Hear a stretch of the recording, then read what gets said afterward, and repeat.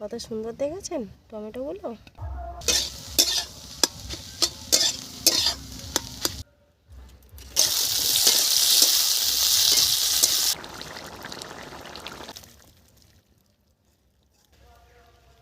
নমস্কার বন্ধুরা, অপর্ণা রান্নাঘরে আপনাদের সবাইকে স্বাগত।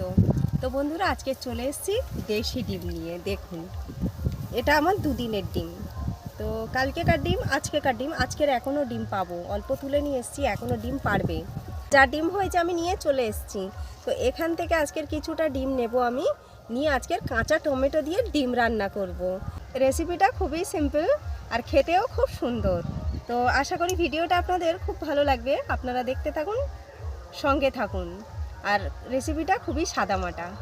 আর আজকের আপনাদের আরও একটা সুন্দর জিনিস আপনাদেরকে দেখাবো, যেটা আমি দেখাবো বলেছিলাম। তো ডিমটা রাখি, আপনাদেরকে দেখাচ্ছি।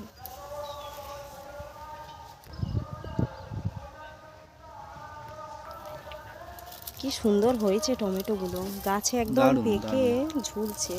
কোনো যত্ন করা হয়নি, শুধু একটা হালকা পাতলা ডান্ডা দেওয়া হয়েছে রাখি।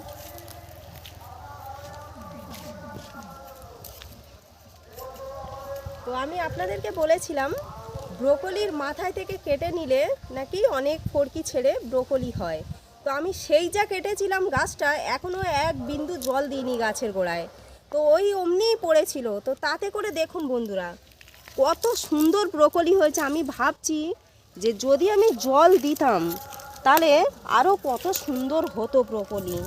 আমি তো ভাবতেই পারছি না যে দাদাটা আমাকে বলেছিল, সেই দাদাটা একদম ঠিক কথা বলেছিল। কত সুন্দর ব্রোকলি দেখুন, অথচ এত দিন হয়ে গেল আমি এক বিন্দু জল দিইনি। সত্যি কথা বলছি, একদম যে সময় হয় না জল দেওয়ার। আপনারা তো জানেনই একা একা আর কত কাজ করব।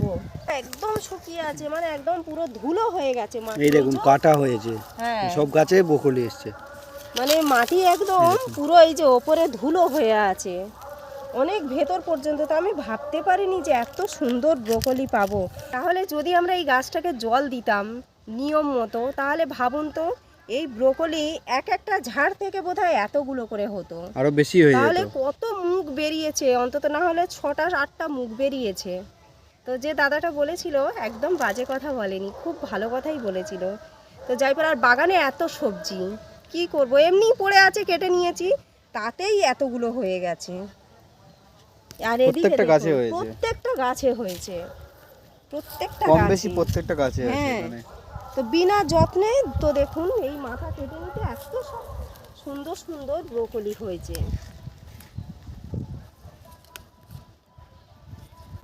এইগুলো অনেক পরে কেটেছিলাম, তো তাই সবে বেরোচ্ছে। কি সুন্দর সুন্দর হয়েছে।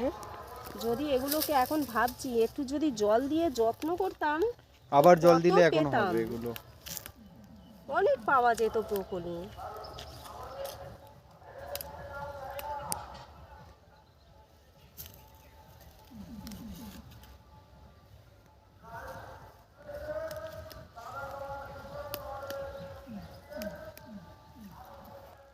মানে মুখ এখনো বেরোচ্ছে, এখনো যদি জল দেওয়া হয় প্রচুর পাবো।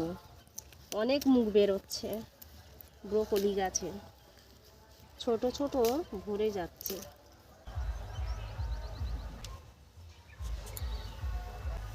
দেখুন ব্রোকলিগুলো সব তুলে নিয়ে এসছি। কতগুলো ব্রোকলি, আরও যদি আগে তুলে নিতাম আর একটু যদি জল দিতাম, আফসোস হচ্ছে অনেকগুলো হতো। তো কাঁচা টমেটো দিয়ে ডিম রান্না হবে। আমি এখন কাঁচা টমেটো তুলে নিচ্ছি।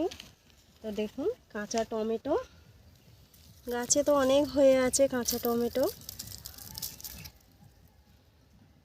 কি সুন্দর সুন্দর কাঁচা টমেটো, এটা সেন্ট দিচ্ছে দারুন টমেটোগুলো থেকে। টমেটো ছিঁড়লে টমেটোর একটা আলাদা সেন্ট পাওয়াই যায়। কত সুন্দর দেখেছেন টমেটোগুলো। তবে এই গাছটা কিন্তু পড়ে হয়েছে, মানে রান্না করতাম আর টমেটোর দানা টানাগুলো খোসার সাথে এখানে ফেলে দিয়েছিলাম একদিন। তো দিতে এই গাছটা হয়ে গেছে। এই গাছটা কিন্তু আমি বসাইনি, আর একদম পুরো রান্নাঘরের খুঁটির সাথে সেট হয়েছে। পেকেছেও দারুন। কত হয়েছে, একদম নিচ থেকে পুরো টমেটো হয়ে ভরে গেছে। পাকা তো অনেক হয়েছে, থাক, যখন রান্না করব পাকাগুলো তুলে নেব। এই হলে হয়ে যাবে না কাঁচা টমেটো? এতেই হয়ে যাবে। হ্যাঁ, অনেকগুলো নিয়ে এতেই নিয়েছি। হয়ে যাবে। কিছু ধনে পাতা তুলে নিন, একটু ধনে পাতা দিলেও খেতে খুব ভালো লাগবে। সত্যি কথা বলতে বন্ধুরা, 100 বস্তা ধান নিয়েছি কুটোয়। ছেলে তো কলকাতায় কাজ করে, আর আমার বড়ও কাজ করে কলকাতায়। দেশে তো কোনো কাজ নেই, তো আর তার সাথে আমি এইসব করছি, আর গরু ছাগল হাঁস মুরগি সব সামলাচ্ছি। তার সাথে 100 বস্তা ধান নিয়েছি, ওই জন্য ঠিক করে বাগানে জল দেওয়া হচ্ছে না। তো দেখুন পালং শাকগুলো, নতুন পালং শাক জলের অভাবে কেমন একটু শুকিয়ে শুকিয়ে যাচ্ছে। এদিকে ধনে পাতাগুলো ফেলেছিলাম, তো ভেবেছিলাম কচি কচি ধনে পাতা খাবো, এতেও ঠিক করে জল দেওয়া হচ্ছে না।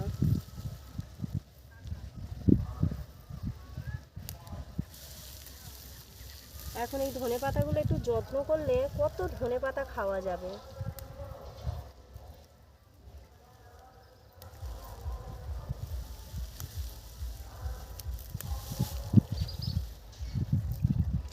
এই হলে হয়ে যাবে।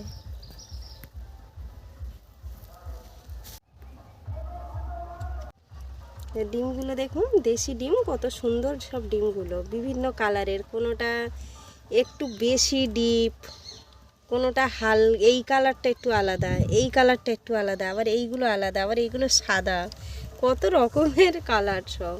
তো ডিম আমি এখান থেকে নিয়ে নিয়েছি, এই কটা নিয়ে নিয়েছি, আর এই কটা আমি রেখে দিলাম, বেশি ডিম লাগবে না। কড়া গরম হয়ে গেছে, কড়ায় আমি তেল দিয়ে দিচ্ছি।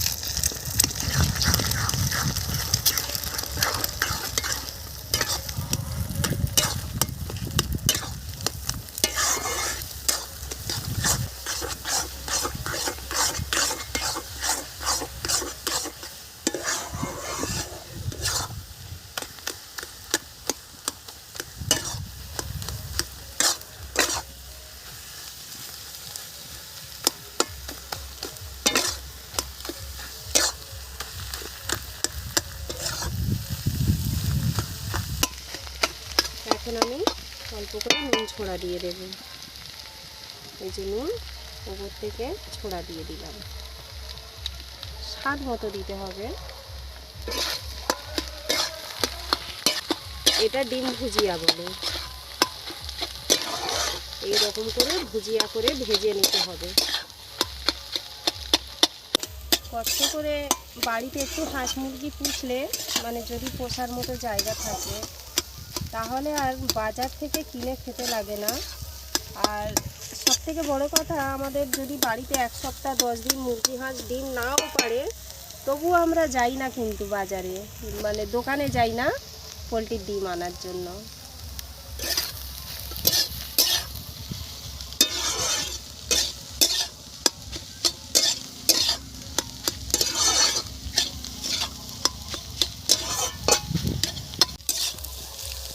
ডিম ভুজিয়া হয়ে গেছে, তুলে নিচ্ছি।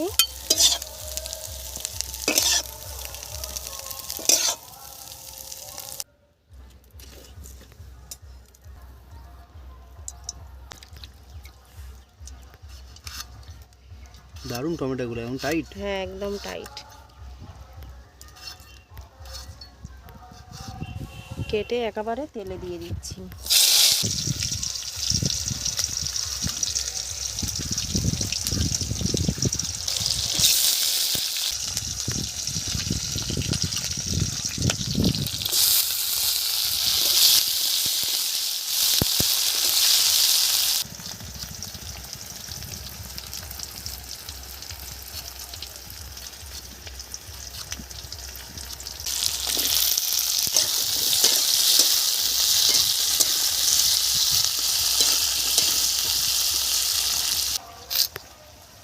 টমেটো ভাজা বসিয়ে দিয়ে পেঁয়াজটাও কুচে নিচ্ছি।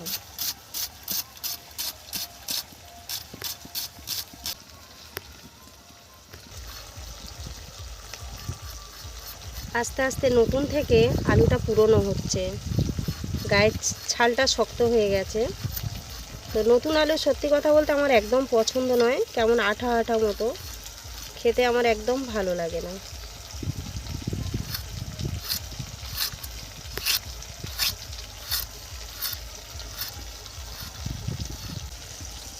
আলুটাকে এইভাবে পিস করুন, দুদিক থেকে কেটে নিলাম, নিয়ে এবারে এই রকম করে করে দেখুন।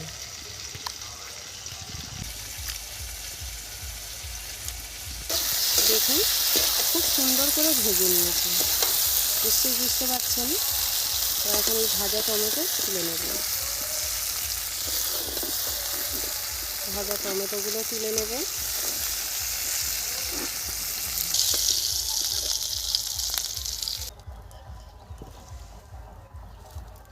ফোড়নে দিয়ে দিচ্ছি 2টো এলাচ, 2টো লবঙ্গ, আর ছোট্ট একটু দারচিনি, আর একটুখানি জিরে। দিয়ে দিলাম পেঁয়াজ।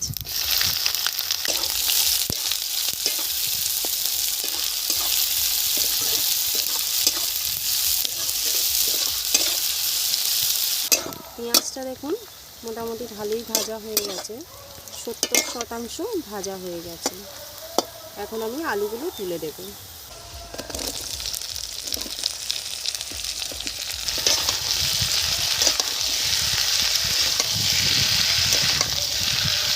আলুর মধ্যে দিয়ে দিচ্ছি অল্প করে হলুদ, স্বাদ মতো গুঁড়ো লঙ্কা, আর স্বাদ মতো নুন।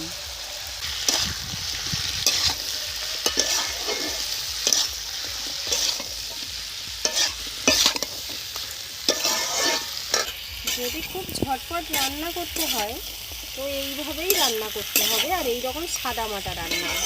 আমি কিন্তু ডিম ভাজা বসিয়ে দিয়ে পেঁয়াজ কেটে নিয়েছি, টমেটো কেটে নিয়েছি, একটু জিরে নিয়ে নিয়েছি, একটু আদা নিয়ে নিয়েছি, একসাথে বেটে নেব।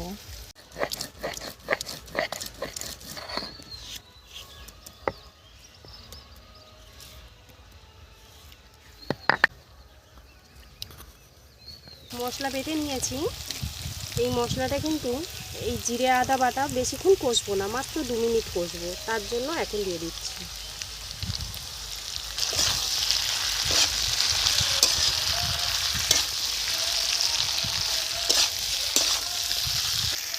আপনারা হয়তো অনেকেই বুঝতে পারেননি যে আমি বলেছি 100 বস্তা ধান কুটোয় নিয়েছি। অনেকেই হয়তো এই ভাষাটা বুঝতে পারবে না। 100 বস্তা ধান কুটোয় নিয়েছি মানে অনেক মানুষ আছে গ্রামে যারা চাষ করে কিন্তু বাড়িতে হাঁড়িতে করে ধান সেদ্ধ শুকনো করতে পারে না। হাঁড়িতে করে সেদ্ধ করে সেদ্ধ ভাবানো করে শুকনো করতে হয় 2 দিন 2 দিন। তো সেই জন্য লোক খোঁজে যে কে করে দেয়। তো সেই রকম কেউ 10 বস্তা, 15 বস্তা, 20 বস্তা, 5 বস্তা, যে যেরকম পারে আমাকে দেয়। তো আমি সেই একটা মজুরি নিয়ে নিই বানানোর জন্য, কেননা ধানটাকে প্রথম দিন ভাবাতে হবে হাঁড়িতে করে, তারপরে হাঁড়িতে করে সেটা সেদ্ধ করতে হবে, তারপরে একদিন হাফ শুকনো, তারপরের দিন ফুল শুকনো। তো কন্টিনিউ রোদের মধ্যে ধান নিয়ে নাড়াচাড়া। তো তার জন্য আমার যতটুকুনি মনে হয় আমার মজুরি, তো সেইটা আমি নিই। তো এরকম করে প্রায় 100 বস্তার বেশি ধান আমার কাছে এসছে। তো সেই জন্য আমি বলেছি 100 বস্তা ধান আমি কুটোয় নিয়েছি।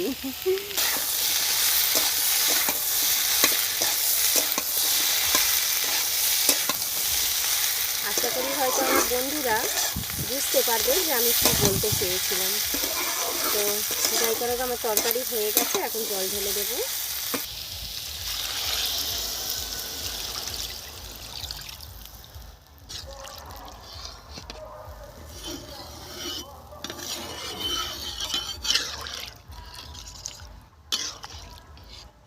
ঝোল ফুটে গেছে, এখন আমি টমেটোগুলো দিয়ে দিচ্ছি। এবারে দিয়ে দেবো ডিম ভাজা, ডিমের ভুজিয়া।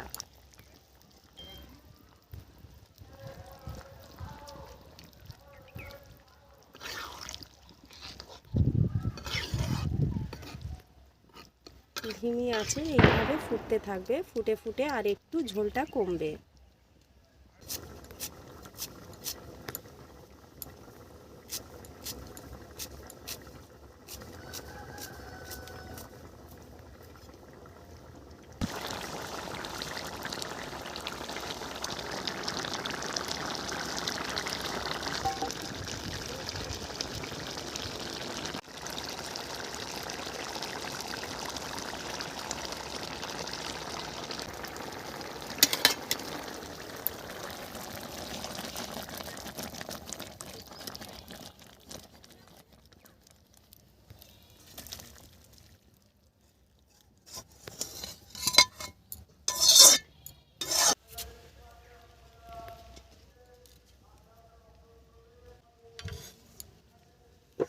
ভাত একদম গরম, ধোঁয়া উঠছে, গরম গরম নামিয়ে নিয়েছি। সেখানে হচ্ছে ব্রোকলি আলু ভাজা।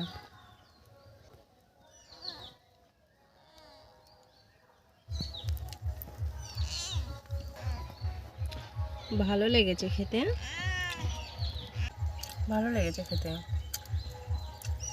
ব্রোকলি শুকিয়ে শুকিয়ে হয়েছে সবজি, তাও কিন্তু খেতে স্বাদের কোনো কমতি নেই। হালকা একটু মানে শক্ত হয়ে গেছে, জলটা দিলে নরম থাকতো।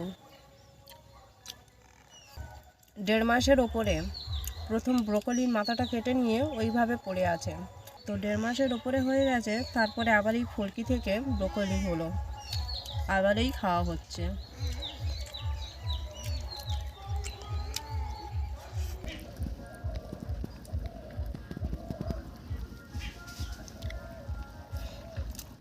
হালকার মধ্যে বেশ ভালো লাগছে খেতে, খুবই অল্প মশলা, একটা আলাদা স্বাদ পাচ্ছি। কাঁচা টমেটো দিয়ে যেহেতু রান্না হয়েছে, হালকা একটু টক টক মতো লাগছে, আর তরকারির ফ্লেভারটা একদম আলাদা। তো এইভাবে হালকা রান্না করে বেশ খেতে খুব ভালো লাগবে। আপনারা চেষ্টা করতেই পারেন এরকমভাবে রান্না করার, একদম খারাপ লাগবে না, আমি কথা দিচ্ছি। খুব সুন্দর লাগছে। আর এখন তো বাজারে কাঁচা টমেটো পাওয়াই যাচ্ছে, বা অনেকের বাড়িতেও গাছ হয়েছে কাঁচা টমেটো। এই গরমের মধ্যে, হালকা যে গরম পড়ছে, এই গরমের মধ্যে কিন্তু এই রকম তরকারিগুলো হালকা হালকা বেশ ভালো লাগবে খেতে। আমার তো খুব ভালো লাগছে, বিশেষ করে কাঁচা টমেটো দেওয়ার জন্য তরকারির টেস্ট একদম আলাদা হয়ে গেছে। তো আজকের এই পর্যন্ত, দেখা হচ্ছে আবার কোনো নতুন রেসিপি নিয়ে। আপনারা ভালো থাকবেন, সুস্থ থাকবেন। আজকের রেসিপিটা কেমন হয়েছে অবশ্যই কমেন্টে জানাবেন।